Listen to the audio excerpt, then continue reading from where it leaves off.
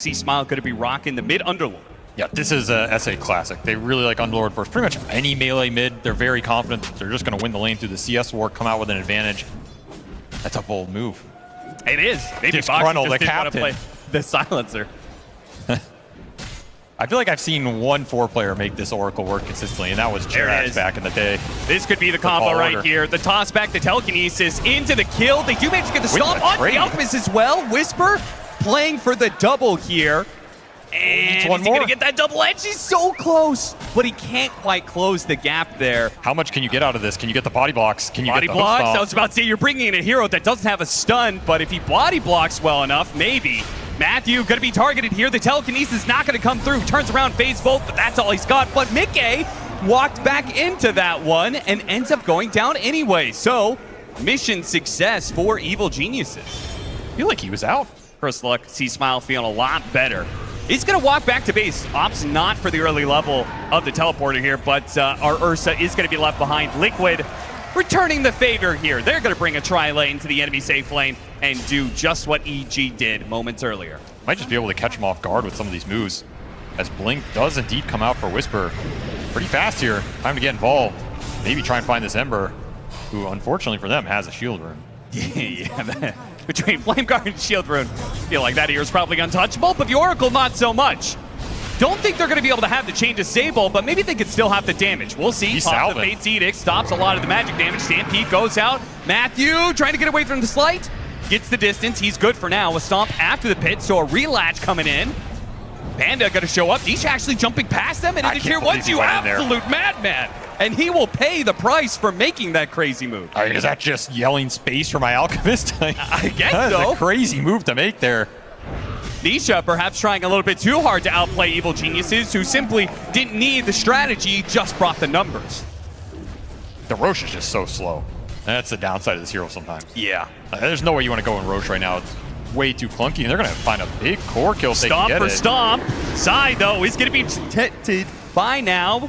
Fate's Edict and even the potential of the False Promise. Insania taking a lot of damage from Matthew with some of those stolen spells. Going to go back around. False Promise finally put to use here as the Alchemist cuts in from the side. A rude entrance from Mickey that's going to be very effective at picking off the supports of Evil Geniuses. See Smile, he's just gating the bottom. Smoking to this Roche. I mean, Roche came down here instant in daytime. Picasso was ready for it. This is pretty much as fast as you can do it. And Liquid are getting here in time, it looks like. Yeah, it's gonna be really close. They don't have all their heroes here. No, they're a little bringing dicey. them. Matthew is not going to be at this fight. They can finish it up in a second here. They see the Watchers how going bold are you, downside. Zai? The smoke's going to prop. Whisper starts going in. The Blink Dagger goes out first. Throws out the Doom immediately, but the Aegis is picked up already by the Ursa, who got off the Enrage too. Still, though, C-Smile's going to be in trouble. Probably dead here. Panda's going to try and heal him up where he can. TP home. Do they have a stop to this one? They do. Chains on through as he jumps to the Remnant. 2 heroes picked off. I mean, the good thing, you know, if you go a couple mantles on Centaur, you can drop him at the end, so. Yeah, I mean, he's going to go Lotus Orb, so, you know, that'll help him out. But I guess you could do the mantle play. You got to think about Show the off your long con, intelligence. you know? Yeah, I mean, it's the first game at a best of 3. Why not taunt your opponent? Nice chains.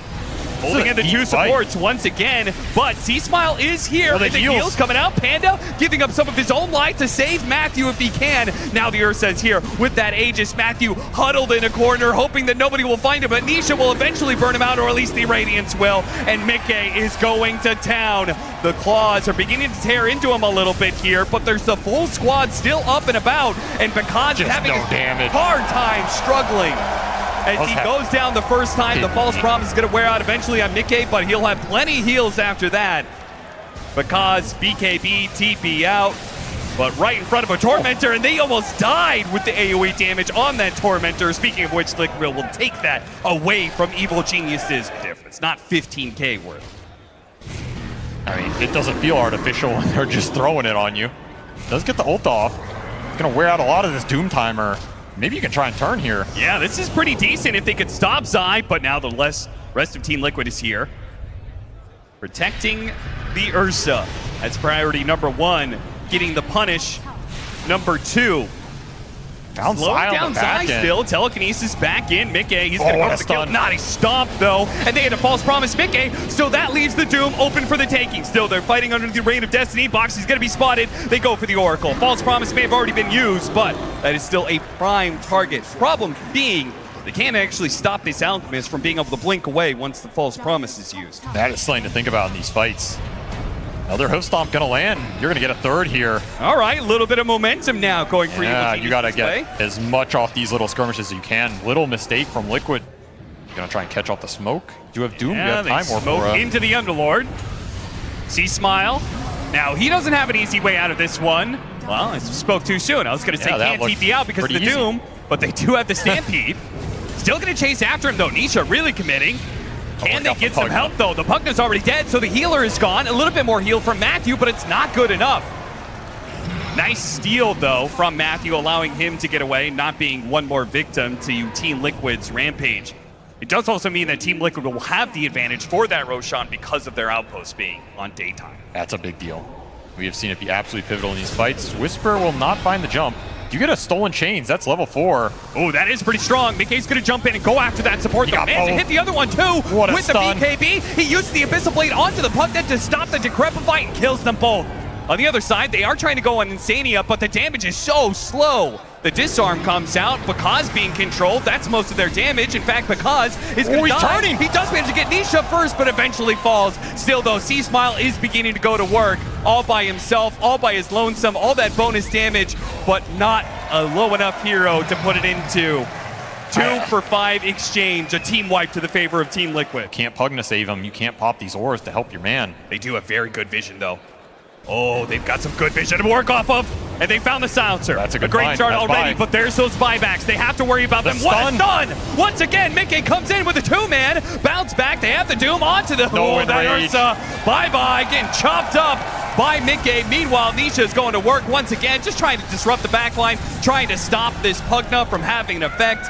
C-Smile, he'll be able to get out. Whisper maybe will do the same, but getting Roshan, certainly not the case for Evil Genius. Now, spells, they are happy to play those long engagements now. Oh, yeah, that is a cool idea. Shivas goes out. Whisper is going to be spotted here. Hits him with a stomp. He's going to have to juke for quite some time in order to get his blink up. But unfortunately, he's going to be hit, found by Boxy with the Fortune's End. Trying to use that movement speed. He's still got Stampede, but he's going to be running through Nisha. That's unlikely to work. So he's just going to give up on it. Even the disarm by Boxy at the end. Invis Mickey looking mid. Got all the attack speed in the world. Start laying into him with the nullifier, and the bash is going out. C-Smile has to use the Rod of Atos, trying to create some gap, but it's not going to happen. They'll slow down the silencer, and Mickey building up those stacks with the corrosive weaponry. Seems the call is to play for a later timing.